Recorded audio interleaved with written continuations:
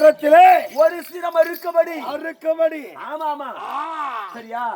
சாபத்தை கொடுத்துட்டு வா, நான் பின்னாடி உட்காந்துக்கிறேன். உனக்கு மருந்து கொடுக்கிற கொண்டு நல்ல ஐடியா. இன்னும் என்ன கொடுக்குற சொல்லி கொடுக்குறேன் சரியா? சென்று வரட்டுமா? நாராயண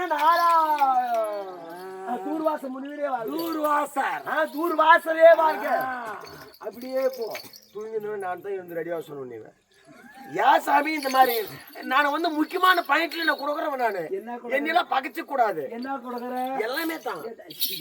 நாராயண